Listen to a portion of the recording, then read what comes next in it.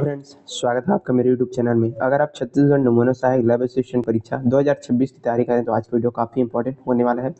Science special आज का जो हमारा महामैराथन का वीडियो होने वाला है, टॉप 50 एमसीक्यूज जो है फिजिक्स, केमिस्ट्री और बायोलॉजी से हम करने वाले हैं। तो चलिए आज का जो वीडियो है शुरू करते हैं। चैनल पर नए जरूर आपको सब्सक्राइब करें, ज़्यादा से ज़्यादा वीडियो को शेयर कर दीजिएगा। पूरी वीडियो को अंतम तक आपको यहाँ पर देखते रहना है। तो सबसे पहले यहाँ पर भौतिक विज्ञान से क्वेश्चन देखते हैं। सबसे पहले यहाँ पर क्वेश्चन देखिए, पृष्ठ तनाव का एसआई मात्रक जो है क्या होता है। तो चलिए आप जो है खुद भी इसका जो आंसर है बताने का प्रयास कीजिएगा और लास्ट में, वीडियो के लास्ट में आपको जो है कमेंट बॉक्स में बताने कितने का आपने से है सही आंसर दिया है। तो इसका राइट आंसर हो जाएगा ऑप्शन नंबर बी, यानी कि न्यूटन प्रति मीटर जो है पृष्ठ तनाव का यहाँ पर एसआई मात्रक होता है। एसआई मात्रक से जो है काफी सारे जो क्वेश्चन है आपके एग्जाम से पूछे जाते हैं।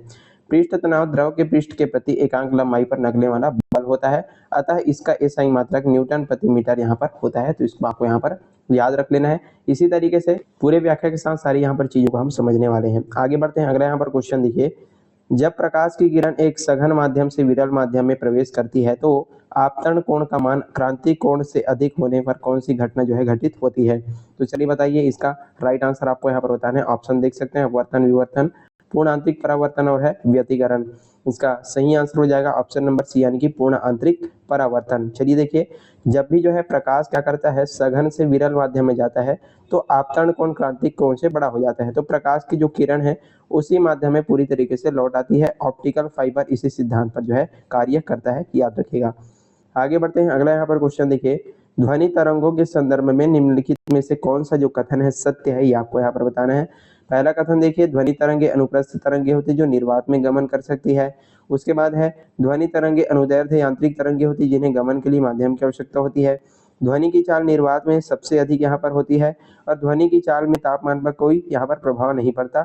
इसमें से आपको बताने की कौन सा कथन सत्य है। तो इसका राइट आंसर कौन सा हो जाएगा, ऑप्शन नंबर बी, यानी कि जो ध्वनि तरंगे होती है अनुदैर्ध्य यांत्रिक तरंगे होती है जिनको गमन के लिए माध्यम की आवश्यकता यहाँ पर होती है। चलिए देखिए, ध्वनि जो है अनुदैर्ध्य यांत्रिक तरंगे है जिन्हें संचरण के लिए ठोस, द्रव या फिर गैस माध्यम की आवश्यकता होती है। निर्वात में ध्वनि जो है गमन नहीं कर सकती, इसी कारण से आपका ऑप्शन नंबर बी यहाँ पर सही होगा। बाकी इसमें जो है ये जो है आपके गलत ऑप्शन हो जाते हैं। आगे बढ़ते हैं। अगला क्वेश्चन देखिए, किसी पिंड का पलायन वेग पृथ्वी की सतह से लगभग जो है कितना होता है। तो इसका राइट आंसर कौन सा हो जाएगा, ऑप्शन नंबर बी, यानी कि 11.2 किलोमीटर यहाँ पर प्रति सेकंड इसका जो है वेग होता है। वह जो है न्यूनतम वेग जिससे किसी वस्तु को फेंकने पर वो जो है पृथ्वी के गुरुत्वाकर्षण के को पार करके चली जाती है और वापस नहीं आती, पलायन वेग जो है कहलाता है। और पृथ्वी में इसका मान कितना होता है, 11.2 किलोमीटर प्रति सेकंड ये जो है होता है। चलिए आगे बढ़ते हैं। अगला क्वेश्चन देखिए, दूरदृष्टि दोष के निवारण के लिए किस प्रकार के लेंस का जो उपयोग है उसमें चश्मे में यहाँ पर किया जाता है। दूरदृष्टि दोष यहाँ पर दिया गया है, क्वेश्चन को आपको जो है ध्यान से पढ़ना है। तो इसका राइट आंसर कौन सा हो जाएगा, तो ऑप्शन नंबर बी, यानी कि उत्तल लेंस का यहाँ पर उपयोग किया जाता है। दूरदृष्टि दोष में क्या होता है कि जो दूर की वस्तुएं हैं स्पष्ट दिखाई देती है लेकिन पास की वस्तुएं स्पष्ट दिखाई नहीं देती, इसी को दूरदृष्टि दोष कहा जाता है। इसके निवारण के लिए जो है अभिसारी या फिर उत्तल लेंस का प्रयोग किया जाता है। निकट दृष्टि दोष में अवतल लेंस का प्रयोग किया जाता है। तो दोनों का आपको याद रखना है, दूरदृष्टि दोष में उत्तल लेंस, निकट दृष्टि दोष में अवतल लेंस का प्रयोग किया जाता है। आगे बढ़ते हैं। अगला क्वेश्चन देखिए, ओम का नियम के अनुसार जो है किसी चालक में प्रवाहित धारा और उसके सिरों के बीच में विभवांतर के बीच में जो है कैसा संबंध होता है। तो चलिए बताइए, ऑप्शन यहाँ पर दिया गया है। V और I एक दूसरे के व्युत्क्रमानुपाती होते हैं। V और I का गुणनफल हमेशा स्थिर रहता है। निश्चित भौतिक परिस्थितियों में विभवांतर V और धारा I ये जो है समानुपाती होते हैं। और है धारा केवल प्रतिरोध पर निर्भर करती है, विभवांतर पर नहीं। तो इसमें कैसा संबंध होता है आपको बताना है। इसका राइट आंसर हो जाएगा ऑप्शन नंबर सी, यानी कि इसमें जो है निश्चित भौतिक परिस्थितियों में विभवांतर V और धारा I को ये जो है समानुपाती होता है, V is equal to IR। नियत ताप और भौतिक अवस्था में जो है किसी चालक की सिरों पर उत्पन्न विभवांतर उसमें प्रवाहित विद्युत धारा के यहाँ पर अनुक्रमानुपाती होता है, जहां पर ये जो चालक है R का प्रतिरोध होता है। चलिए आगे बढ़ते हैं। आई होप चीजें आप अच्छे से यहाँ पर समझ रहे होंगे। काफी इजी क्वेश्चन और काफी इंपॉर्टेंट क्वेश्चन यहाँ पर देखने को मिलने वाला है। कार्य करने की दर को क्या कहा जाता है और इसका एसआई मात्रक जो है क्या होता है। काफी इजी क्वेश्चन है। इसका राइट आंसर कौन सा हो जाएगा, ऑप्शन नंबर सी, यानी कि शक्ति। कार्य करने का जो दर है उसको शक्ति कहा जाता है और इसका जो मात्रक है उसको क्या बोला जाता है, वॉट कहा जाता है। प्रति इकाई समय में किए गए कार्य को शक्ति कहते हैं और शक्ति का एसआई मात्रक वॉट होता है, याद रखिएगा। चलिए अगला यहाँ पर 8वां नंबर क्वेश्चन देखते हैं। ट्रांसफार्मर किस सिद्धांत पर कार्य करते हैं और किस प्रकार की धारा में प्रयुक्त होता है, आपको यहाँ पर दिया गया है। स्वप्रेरण पर केवल डीसी में, उसके बाद है अन्योन प्रेरण केवल एसी में, विद्युत धारा में ऊष्मीय प्रभाव एसी और डीसी दोनों में, और दिया है फ्लेमिंग के दाएं हाथ के नियम केवल डीसी में।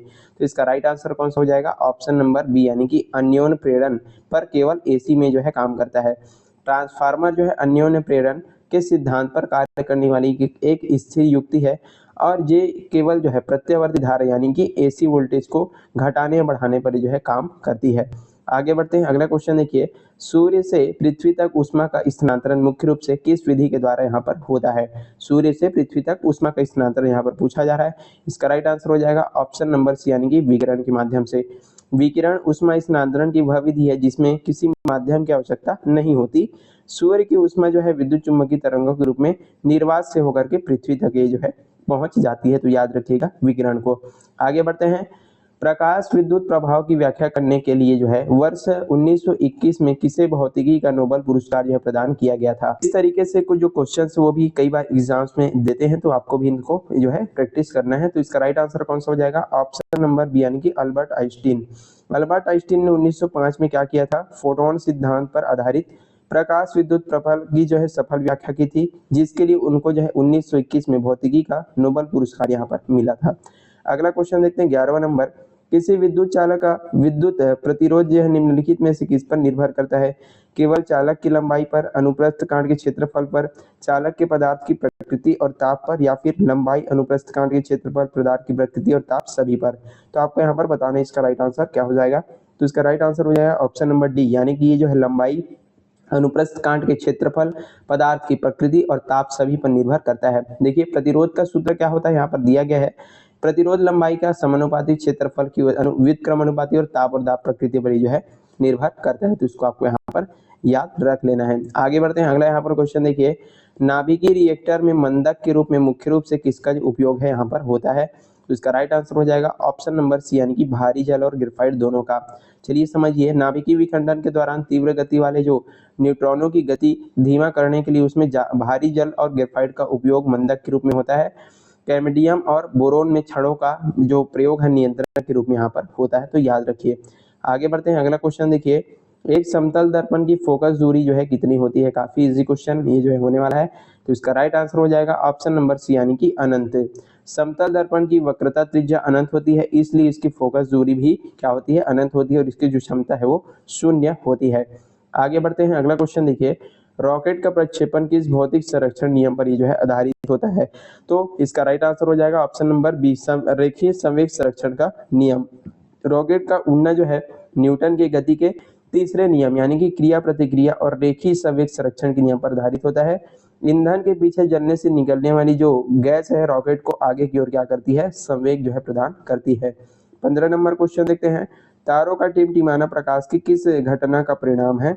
तो इसका सही आंसर बताना है आपको। तो इसका सही आंसर हो जाएगा ऑप्शन नंबर बी यानी कि वायुमंडलीय अपवर्तन।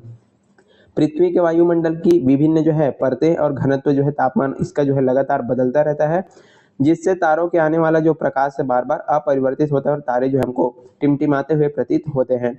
आगे बढ़ते हैं, अगला यहाँ पर क्वेश्चन देखिए। प्लांक नियतांक का मान और मात्रक जो है क्या होता है, ये आपको यहाँ पर पूछा गया है। तो इसका राइट आंसर कौन सा हो जाएगा, यहाँ पर आप देख सकते हैं इसका राइट आंसर है ऑप्शन नंबर ए यानी कि यहाँ पर देखिए प्लांक नियतांक का मान जो है 6.626 गुना 10 की घात -34 जूल सेकंड यहाँ पर होता है, और यहाँ पर प्लांक यहाँ पर इसका समीकरण भी दिया गया है। और हमारा अगला क्वेश्चन है, परिपथ की धारा में उपस्थिति का पता लगाने और उसकी दिशा मापने के लिए किस उपकरण का प्रयोग किया जाता है। तो इसका राइट आंसर हो जाएगा ऑप्शन नंबर सी यानी कि गैल्वेनोमीटर का उपयोग यहाँ पर किया जाता है। धारा मापी का जो उपयोग है किसी परिपथ में बहुत कम मान की धारा में उपस्थित और उसकी दिशा का पता लगाने के लिए किया जाता है। तो इस तरीके से हमने यहाँ पर भौतिकी के जो क्वेश्चन है उनको काफी अच्छे से कर लिए। आई होप आपको ये जो चीजें हैं अच्छे समझ में आ गई होगी।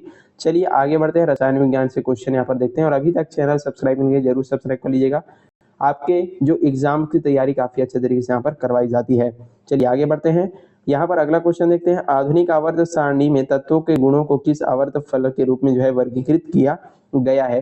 तो इसका सही आंसर आपको बताना है। राइट आंसर इसका हो जाएगा ऑप्शन नंबर बी यानी कि परमाणु क्रमांक के आधार पर। हेनरी मोजले द्वारा प्रतिपादित आधुनिक आवर्त सारणी के अनुसार तत्वों के भौतिक और रासायनिक गुण उनके परमाणु क्रमांक के आवर्ती फलन होते हैं।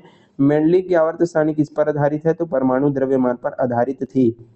आगे बढ़ते हैं, शुद्ध जल का पीएच मान कितना होता है और ये जो है किस प्रकृति का होता है? तो आपको बताना है शुद्ध जल का पीएच मान। इसका राइट आंसर हो जाएगा ऑप्शन नंबर सी, पीएच मान इसका 7 होता है, उदासीन प्रकृति का होता है। देख सकते हैं शुद्ध जल का पीएच मान ठीक 7 होता है, ये दर्शाता है कि ना तो ये अम्लीय और ना ही क्षारीय है, अर्थात ये क्या होता है? उदासीन होता है। आगे बढ़ते हैं, प्लास्टर ऑफ पेरिस का सही रासायनिक सूत्र यहाँ पर आपको पूछा जा रहा है, काफी इजी क्वेश्चन है। तो इसका राइट आंसर कौन सा हो जाएगा? ऑप्शन नंबर बी यानी कि यहाँ पर चित्र इसका देख सकते हैं CaSO4.12H2O। यहाँ पर देख सकते हैं प्लास्टर ऑफ पेरिस का रासायनिक नाम क्या होता है? कैल्शियम सल्फेट हेमीहाइड्रेट होता है और इसका सूत्र यहाँ पर दिया गया है और यहाँ पर जिप्सम का सूत्र भी दिया गया था, दोनों को आप यहाँ पर देख सकते हैं। आगे बढ़ते हैं, अगला यहाँ पर क्वेश्चन देखिए, किसी गैस के निश्चित द्रव्यमान के स्थिर ताप पर आयतन V और दाब P के व्युत्क्रमानुपाती होता है, ये जो है कौन सा गैस का ये है नियम है? तो इसका राइट आंसर हो जाएगा, ऑप्शन नंबर बी यानी कि बॉयल का नियम। बॉयल के नियमानुसार स्थिर ताप पर किसी गैस के आयतन और उसके दाब में जो है व्युत्क्रमानुपाती यहाँ पर संबंध होता है और यहाँ पर देख सकते हैं जो संबंध है उसको यहाँ पर दिया गया है। आगे बढ़ते हैं, अगला क्वेश्चन है, लोहे में जंग लगना किस प्रकार का परिवर्तन और अभिक्रिया है? ये आपको बताना है। तो लोहे में जो जंग लगता है उसको क्या बोला जाता है? इसको जो है ऑप्शन नंबर बी रासायनिक परिवर्तन और ऑक्सीकरण अभिक्रिया है। लोहे में जो है जंग लगना नमी और ऑक्सीजन की उपस्थिति में होने वाला एक रासायनिक और ऑक्सीकरण अभिक्रिया है, जिसमें क्या होता है? जल योजित फेरक ऑक्साइड जो है यहाँ पर बनता है। चलिए आगे बढ़ते हैं, अगला क्वेश्चन है, एल्यूमिनियम का मुख्य अयस्क कौन सा है जिसे एल्यूमिनियम धातु का औद्योगिक निष्कर्षण जो है किया जाता है? तो इसका राइट आंसर हो जाएगा ऑप्शन नंबर सी यानी कि बॉक्साइड। और इसका सूत्र देख सकते हैं, एल्यूमिनियम का मुख्य अयस्क है। हेमेटाइट जो है लोहे का, कैलेमाइन जो है जिंक का तथा गैलेसो जो है शीशे का अयस्क होता है। सभी को आपको यहाँ पर नोट कर लेना है। आगे बढ़ते हैं, आवर्त सारणी के किसी आवर्त में बाएं से दाएं जाने वाले तत्वों की विद्युत ऋणात्मकता पर जो है क्या प्रभाव पड़ता है? तो चलिए बताइए, जब जो है आवर्त सारणी में बाएं से दाएं जाते हैं तो तत्वों की जो विद्युत ऋणात्मकता है उसमें क्या प्रभाव पड़ता है? इसका राइट आंसर होगा ऑप्शन नंबर बी यानी कि ये जो है बढ़ती जाती है। आवर्त में बाएं से दाएं जाने वाले प्रभावी नाभिकीय आवेश बढ़ता है और परमाणु का जो आकार है छोटा होता है, जिससे इलेक्ट्रॉनों को आकर्षण करने की जो क्षमता है अर्थात विद्युत ऋणात्मकता बढ़ती जाती है। फ्लोरीन सबसे अधिक विद्युत ऋणात्मक तत्व है, याद रखना है। अगला क्वेश्चन यहाँ पर देखिए, निम्नलिखित में से किसे हास्य गैस यानी कि लाफिंग गैस कहा जाता है जिसका उपयोग शल्य चिकित्सा में निश्चेतक के रूप में यहाँ पर भी होता है? तो किसको जो है लाफिंग गैस किया जाता है? ऑप्शन नंबर बी यानी कि नाइट्रस ऑक्साइड को जो है लाफिंग गैस कहा जाता है। इसको लाफिंग गैस कहते हैं। इसे सूंघने पर हंसी आती है और इसका जो प्रयोग है चिकित्सा में हल्की बेहोशी या दर्द निवारक के रूप में भी होता है। अगला क्वेश्चन यहाँ पर देखिए, ब्लीचिंग पाउडर यानी कि विरंजक चूर्ण का रासायनिक नाम और सूत्र आपको यहाँ पर पूछा गया है। तो इसका राइट आंसर हो जाएगा ऑप्शन नंबर बी यानी कि कैल्शियम ऑक्सीक्लोराइड जो है इसका रासायनिक नाम यहाँ पर सूत्र होता है। शुष्क बुझे हुए चूने पर क्लोरीन गैस प्रवाहित करने पर ब्लीचिंग पाउडर बनता है। इसका उपयोग जल के शोधन और विरंजन में यहाँ पर होता है। अगला यहाँ पर क्वेश्चन देखते हैं, अम्ल और क्षार की परस्पर अभिक्रिया से लवण और जल बनने की जो प्रक्रिया है उसको क्या कहते हैं? तो इसको क्या बोला जाता है? इसको बोला जाता है ऑप्शन नंबर सी यानी कि उदासीनीकरण। जब एक अम्ल जैसे कि हाइड्रोक्लोरिक अम्ल हो गया और एक क्षार यहाँ पर NaOH आपस में मिलते हैं, क्रिया करते हैं, तो वे एक दूसरे को प्रभाव को पूरी तरीके से नष्ट करके लवण यानी कि सोडियम यहाँ पर क्लोराइड और जल H2O बनाते हैं और इस अभिक्रिया को क्या बोला जाता है? उदासीनीकरण कहते हैं। आगे बढ़ते हैं, अगला क्वेश्चन है, कार्बन का वह कौन सा अपर रूप है जो विद्युत का सुचालक होता है? कार्बन के काफी जो है यहाँ पर रूप यहाँ पर दिए गए हैं और कौन सा विद्युत का सुचालक होता है आपको यहाँ पर पूछा गया है। इसका राइट आंसर हो जाएगा ऑप्शन नंबर बी यानी कि ग्रेफाइट। ग्रेफाइट में जो है प्रत्येक कार्बन परमाणु 3 अन्य कार्बन परमाणु से जुड़ा होता है और इसमें एक मुक्त इलेक्ट्रॉन उपस्थित होता है जिसके कारण ये विद्युत का सुचालक होता है। अगला क्वेश्चन देखते हैं 29 नंबर, सीसा संचयक बैटरी में किस अम्ल का प्रयोग विद्युत अपघट्य के रूप में किया जाता है? तो चलिए बताइए यहाँ पर इसका राइट आंसर कौन सा हो जाएगा? तो इसका राइट आंसर हो जाएगा ऑप्शन नंबर सी सल्फ्यूरिक अम्ल। लेड एसिड बैटरी यानी कि गाड़ियों और इन्वर्टर में जो प्रयुक्त होने वाले में लगभग 38% सांद्रता वाला सल्फ्यूरिक अम्ल विद्युत अपघट्य के रूप में इसमें प्रयोग किए जाते हैं। चलिए अगला यहाँ पर क्वेश्चन देखते हैं। जल की स्थायी कठोरता मुख्य रूप से किन लवणों की उपस्थिति के कारण से होती है? काफी जो है इंपॉर्टेंट क्वेश्चन है। इसका राइट आंसर हो जाएगा ऑप्शन नंबर बी, यानी कि कैल्शियम और मैग्नीशियम के क्लोराइड तथा सल्फेट की वजह से। जल का जो स्थायी कठोरता है कैल्शियम और मैग्नीशियम के क्लोराइड और सल्फेट लवणों के घुलने के कारण से होती है, जिसे केवल उबाल कर दूर नहीं किया जा सकता, यहाँ पर बोला गया है। अगला क्वेश्चन देखिए, एलपीजी में मुख्य घटक क्या होते हैं? तो काफी इजी क्वेश्चन, इसका राइट आंसर हो जाएगा ऑप्शन नंबर बी, यानी कि ब्यूटेन और प्रोपेन होते हैं। रसोई गैस एलपीजी में मुख्य रूप से ब्यूटेन, यहाँ पर देख सकते हैं सूत्र दिया है, प्रोपेन का सूत्र भी दिया हुआ है। इसके रिसाव का पता लगाने के लिए तीखी गंध वाला जो एथिल मरकैप्टन जो है मिलाया जाता है। जब भी गैस लीकेज होता है तो हमको पता चल जाता है, तो उसमें क्या मिलाया जाता है? एथिल मरकैप्टन जो है यहाँ पर मिलाया जाता है। चलिए अगला क्वेश्चन देखते हैं। उत्प्रेरक का वह पदार्थ है जो किसी रासायनिक अभिक्रिया की दर को किस प्रकार प्रभावित करते हैं? आपको पूछा है। इसका राइट आंसर हो जाएगा ऑप्शन नंबर सी, यानी कि संकीर्णन ऊर्जा को परिवर्तित करके अभिक्रिया का दर को बदल देता है। उत्प्रेरक वह पदार्थ है जो बिना स्वयं परिवर्तित हुए किसी रासायनिक अभिक्रिया की संकीर्ण ऊर्जा को बदल करके उसकी जो दर है उसको बढ़ा देता है या फिर घटा देता है। आगे बढ़ते हैं। सिरके में मुख्य रूप से कौन सा कार्बनिक अम्ल उपस्थित होता है? तो इसका राइट आंसर हो जाएगा ऑप्शन नंबर सी, यानी कि एसिटिक अम्ल। सिरके में लगभग 4 से 8% तनु एसिटिक अम्ल होता है। चींटी के डंक में फॉर्मिक अम्ल होता है। खट्टे फलों में क्या पाया जाता है? आपका सिट्रिक अम्ल पाया जाता है। अगला क्वेश्चन देखिए, रेडियो एक्टिविता की खोज सर्वप्रथम किस वैज्ञानिक ने किया था? इसका राइट आंसर हो जाएगा ऑप्शन नंबर बी, यानी कि हेनरी बकरल ने जो है इसको किया था। 1896 में फ्रांसीसी भौतिकविद हेनरी बेकरल ने जो है यूरेनियम यौगिकों की अदृश्य किरणों के स्वतः उत्सर्जन की खोज की थी, जिसको क्या बोला जाता है? रेडियो एक्टिविता ये जो है कहा जाता है। और हमने यहाँ पर जो है केमिस्ट्री के जो क्वेश्चन है उसको भी कर लिए। चलिए अब जो है लास्ट जीव विज्ञान के यहाँ पर क्वेश्चन करने वाले हैं। अगला क्वेश्चन देखिए, कोशिका का पावर हाउस किसे कहा जाता है? जहाँ कोशिकीय श्वसन द्वारा एटीपी का रूप में ऊर्जा जो है उत्पन्न होती है। तो चलिए बताइए इसका राइट आंसर कौन सा हो जाएगा? तो पावर हाउस कोशिका का बोला जाता है ऑप्शन नंबर सी, यानी कि माइटोकॉन्ड्रिया को। माइटोकॉन्ड्रिया के केप्स चक्र के माध्यम से ग्लूकोज के ऑक्सीकरण के द्वारा के रूप में ऊर्जा जो है बनती है, इसलिए इसे कोशिका का पावर हाउस कहा जाता है। अगला क्वेश्चन देखिए, मानव रक्त का कौन सा घटक सर्वदाता कहलाता है? जो किसी भी ब्लड ग्रुप वाले व्यक्ति को जो है दिया जा सकता है, तो उसको सर्वदाता कौन से ब्लड ग्रुप को बोलते हैं? ऑप्शन नंबर बी, यानी कि ओ नेगेटिव को जो है सर्वदाता बोला जाता है। ओ नेगेटिव रक्त समूह की लाल रक्त कोशिकाओं में न तो ए और न बी एंटीजन होते हैं और न ही आरएच फैक्टर होते हैं, अतः इसको जो है सर्वदाता माना जाता है। ए बी प्लस को क्या बोलते हैं? सर्वग्राही कहा जाता है। अगला क्वेश्चन देखिए, प्रकाश संश्लेषण की प्रक्रिया के दौरान पौधों द्वारा छोड़ी जाने वाली ऑक्सीजन गैस अणु के विघटन से प्राप्त होती है, तो इसका सही आंसर हो जाएगा ऑप्शन नंबर बी, यानी कि जल से। प्रकाश संश्लेषण में जल के अणुओं का प्रकाशित अपघटन होता है, जिससे ऑक्सीजन गैस मुक्त होती है। CO2 का जो उपयोग है ग्लूकोज बनाने में होता है, याद रखिए। अगला क्वेश्चन देखिए, मानव शरीर में इंसुलिन हार्मोन स्राव किस ग्रंथि का बीटा कोशिकाओं के द्वारा होता है? पीयूष ग्रंथि का यहाँ पर जो इंसुलिन है इसका पूछा गया, तो इसका राइट आंसर हो जाएगा ऑप्शन नंबर सी, यानी कि अग्नाशय के द्वारा। अग्नाशय की लैंगरहैंस की दीपिकाओं में बीटा कोशिका की इंसुलिन हार्मोन स्रावित होता है, जो रक्त में ग्लूकोज को स्थिर के जो है नियंत्रित करता है। इसकी कमी से मधुमेह रोग होता है। आगे बढ़ते हैं। अगला क्वेश्चन देखिए, कोशिका की आत्मघाती थैली किसे कहा जाता है? जिसे पाचक के एंजाइम भरे होते हैं, तो इसका राइट आंसर हो जाएगा ऑप्शन नंबर बी, यानी कि लाइसोसोम। लाइसोसोम में जो है शक्तिशाली जब अपघटनी एंजाइम होते हैं। कोशिका के क्षतिग्रस्त होने पर ये फट जाता है और अपनी ही कोशिका का पाचन कर लेता है। इसी कारण से इसको क्या बोला जाता है? आत्मघाती थैली कहा जाता है। 40 नंबर क्वेश्चन देखते हैं, मानव शरीर की सबसे बड़ी ग्रंथि कौन सी है जो पित्त रस का निर्माण करती है? तो इसका राइट आंसर हो जाएगा ऑप्शन नंबर बी, यानी कि यकृत। मानव शरीर की जो है सबसे बड़ी ग्रंथि होती है यकृत, पित्त रस का निर्माण करती है, जो पित्ताशय में संचित होता है और वसा के पाचीकरण में जो है मदद करता है। अगला यहाँ पर क्वेश्चन देखते हैं, डीएनए की द्विकुंडली संरचना का मॉडल 1953 में किस वैज्ञानिक युगल ने यहाँ पर प्रस्तुत किया था? इसका सही आंसर होगा ऑप्शन नंबर बी, यानी कि जेडी वाटसन और FHC क्रिक ने। चलिए, जेम्स वाटसन और फ्रांसीसी क्रिक ने जो है 1953 में डीएनए का डबल हेलिक्स संरचना का मॉडल दिया था, जिसके लिए उन्हें 1962 में नोबेल पुरस्कार से यहाँ पर सम्मानित किया गया। अगला क्वेश्चन देखते हैं, मानव हृदय की किसी कोष्ठ में शुद्ध ऑक्सीजन रक्त पूरे शरीर में महाधमनी में किसके द्वारा पंप किया जाता है?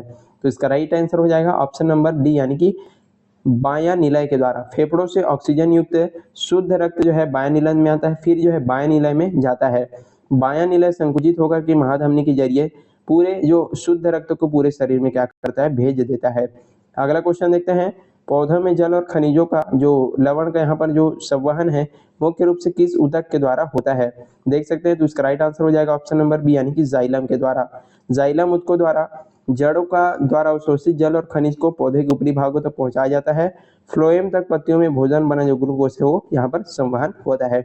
तो जल से जाइलम और फूड से जो है फ्लोएम का यहाँ पर संवहन होता है, इस तरीके से याद कर सकते हैं। अगला देखते हैं क्वेश्चन, मानव वृक्क की संरचनात्मक एवं कार्यात्मक इकाई जो है क्या कहलाती है? तो इसका राइट आंसर हो जाएगा ऑप्शन नंबर बी यानी कि नेफ्रॉन। वृक्क की सूक्ष्म कार्यात्मक इकाई को नेफ्रॉन कहते हैं, जो रक्त को छानकर मूत्र का निर्माण करती है।